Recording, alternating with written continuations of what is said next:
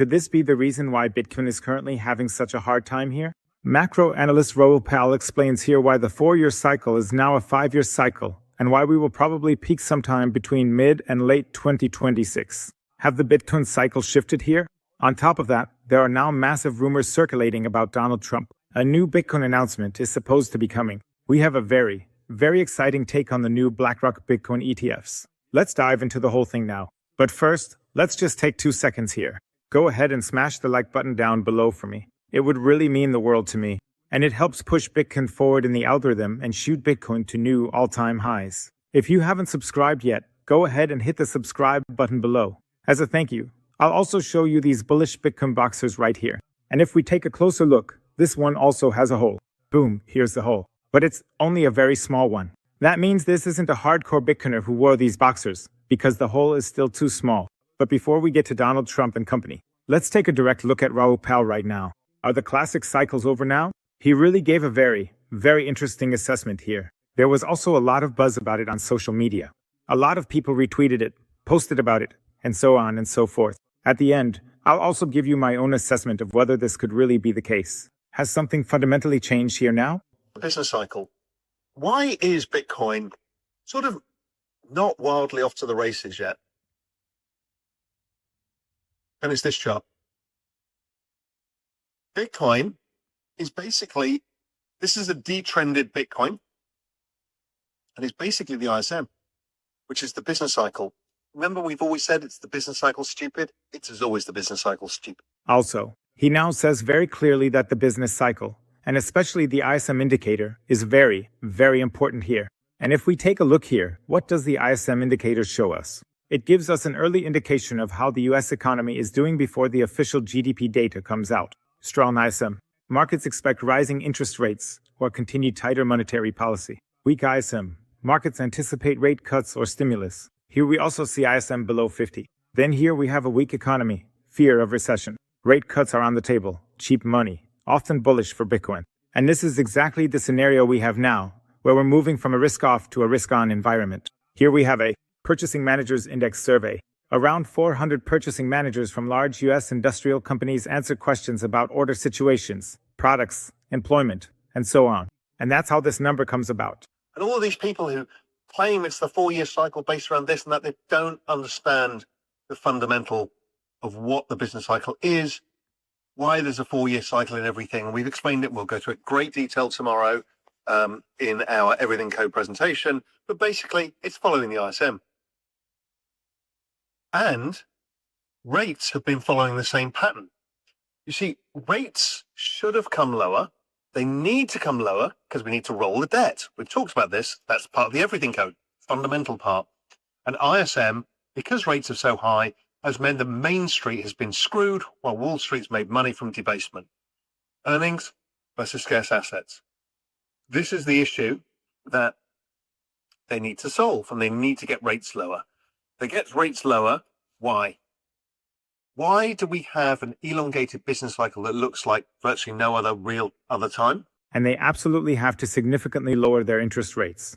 Consequently, you will certainly get much lower rates. Why? Why do we have an elongated business cycle that looks like no other time? That's why interest rates have to come down here. Because otherwise the interest burden or the debt burden is simply too high. You always have new interest agreements when you roll over the debt. That's why interest rates definitely have to come down here.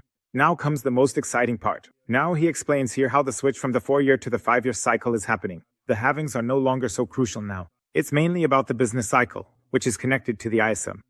It's because, and I only just found this out redoing the work on the Everything Code recently, is that in 2021-22, they actually extended the maturity of the debt from 4 years to 5 years. So that extension of the maturity of debt has pushed out the business cycle a year. The 4-year cycle this time around is a 5-year cycle. We don't know what the next one will be until we see where they all end up getting refinanced. Whether it comes back to 4 because they managed to get some stuff at the long end, or whether they shorten it because everything's in the short end. We don't know yet. But this one is a 5-year cycle. And this is what it looks like. 5.4-year sine curve. 5.4 years is the exact average weighted maturity of the debt. And it tells us the ISM should peak by 2026. We think liquidity probably peaks before that, as the rate of change of ISM changes and the rate of change of liquidity changes. Our best guess remains well into 2026. A lot of people also just go with their gut feeling here, because right now it just doesn't look like the market could be peaking yet. Theoretically, according to classic cycle theories or cycle patterns, we should be peaking sometime in the next few weeks. And he simply says it's all about the debt maturity here, meaning when the debts come due.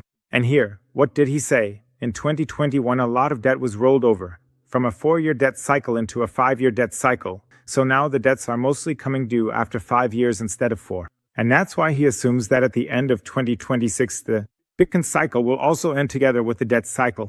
The ISM will then peak in 2026. And before that, liquidity could already peak. We've always seen that the ISM was the first to take a hit, and only after that did we enter a bear market, which we haven't seen at all yet this time. I also found the graph interesting, which a lot of people have posted, because it matches up with this graph here again. If we take a look, I don't even know exactly who made it, but people keep bringing up this chart, and apparently it has matched up pretty well in the past. Here you can see all the money cycles, both the big and the small ones. And if we zoom in here, we can see that the next peak is expected in 2026, before we get the big peak in 2035. And these are basically always the phases where you can really make money. Of course, it's always a bit of reading tea leaves. In the end, nobody can really know. Unforeseeable things can also happen. But it's definitely interesting. The ISM, the money cycles, the liquidity. Some of that is, I'd say, a theory that's been floating around for a long time. Maybe that's not even the most important thing, but rather the business cycles and liquidity. And people have always thought that liquidity is tied to the 4-year election cycles, tied to the US elections. But maybe that's not really the case, and something has shifted here. We'll definitely see what happens. Let me know your thoughts in the comments below. Then we have a massive rumor here that's now being shared by several accounts. If you just look it up, there are now several accounts sharing exactly this. Here, the Trump administration is working on introducing a very low or even zero capital gains tax on Bitcoin and cryptocurrencies in the US. If this is true, it would be a game changer. And I've reported on this from time to time in the past as well. And every now and then, there are waves where these rumors resurface. I don't know if something specific has happened here, or if this is just some kind of market FOMO news or something, where all the old news is just being brought up again. One person copies from another, then posts it. Then suddenly everyone is posting it. And all of a sudden the rumor almost seems true. Except that it's basically all just built on air, with everyone copying from each other. I don't know how much truth there really is to it, because of course, it would be wild if that turned out to be true. I've mentioned it before in another video. Lynn Alden says this would be an even bigger price driver for Bitcoin than the strategic Bitcoin reserve, because it would basically make Bitcoin de facto money, at least in the US. And that's also really important to keep in mind here. Before the Q4 pump, there's usually always a dip. Stay strong and don't let it shake you. So it's completely normal for us to see pullbacks all the time. Also, really important here, we still have 2 days until October starts. So guys, hang in there.